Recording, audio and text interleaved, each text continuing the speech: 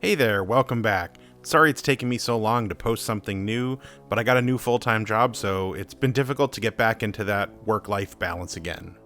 While I've been away, I picked up this Storm Shadow figure, and I really like the sculpt, but Storm Shadow has never been cream color.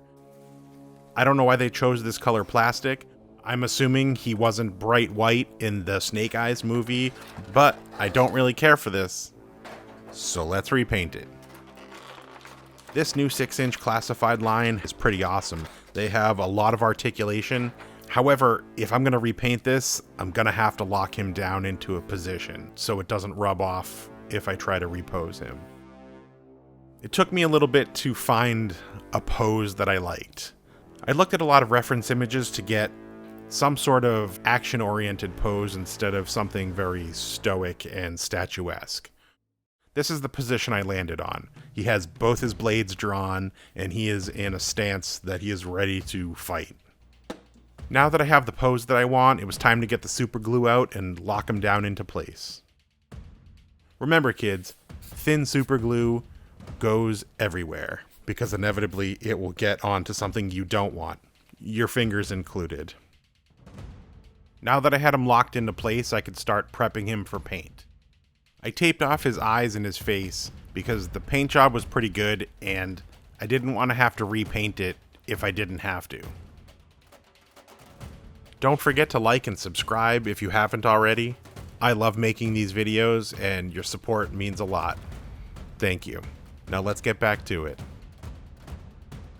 Once that was done, I got out the spray booth and primed the figure black. That was going to be my start point. I wanted to do a very stylized paint job with this. I didn't want to just slap a bunch of white on it and call it a day. I'm telling you right now, that didn't work out so hot. Let's watch me fail upwards into a paint job that I actually think is pretty decent. The idea behind this was to paint Storm Shadow in a single light source paint scheme.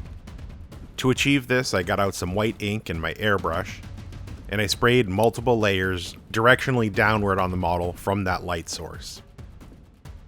After stepping back to look at the figure, I realized that the dark parts were too dark because depending on the room he's in, there should be some light bouncing off the floor that was coming from the light source. This is where I started getting into uncharted territory with painting. My thought was to try to paint a very thin, light layer of white on the shadowed side of him to mimic that bounced light. What I was about to do was potentially going to ruin everything that I just did. And sure enough, it did. All I got was brush strokes. Thankfully, I only did it on his leg. I tried painting more, and that made it worse. I tried rubbing it off with a paper towel, and that didn't go well either. It just kind of made a reverse dry brushing effect. Needless to say, things weren't working out the way I was anticipating them. If anybody has any pointers or tips and tricks painting in this art style, please feel free to leave a comment below. I would love to learn something new and maybe get some new skills under my belt. What I decided to do next was spray the whole model white and try to salvage this paint job to whatever extent I could. I was hoping to retain some of the black primer undercoating to give some shadowing and weathering in those cracks and crevices around the figure. Once I finished that still didn't look good. It just looked white and pretty crappy. That's when I got out the black wash and went over the whole figure from top to bottom. That added a lot more shadowing and a lot of weathering to the figure, but it still wasn't getting me where I wanted to be. I got the white ink out again and started spraying downward on the model again from that original position that I was spraying it from. This started yielding some good results that I was looking for. I widened that spray pattern out just a little bit to catch some more of those areas that were more in shadow, to give them a little bit of color so they weren't so dark. I sprayed multiple layers from that same direction to build up the brightness of the white that I wanted coming from that one direction of light.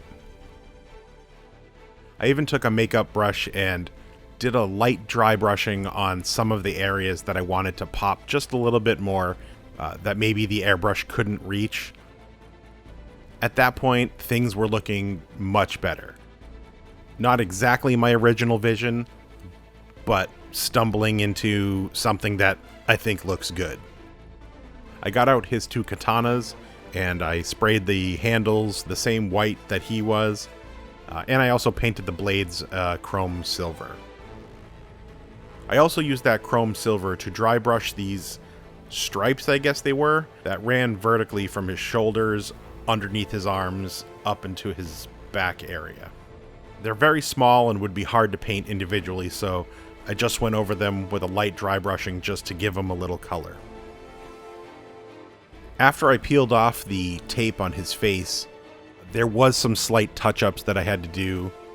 There was a little leakage from some of the white ink that spilled over onto his skin, so I had to try to match the color of that.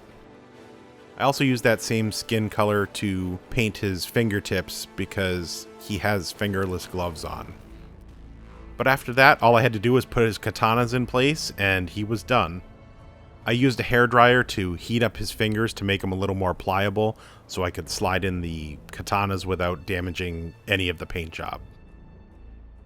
Once those were set in place, all that was left to do was glue him to the small wooden base that I had sprayed black, and that was it. So let's go to the beauty shots. After all is said and done, I think I came out with a pretty decent paint job. It's not quite what I set out to do, but I think in the end, it worked out pretty well. I'm happy with the paint job.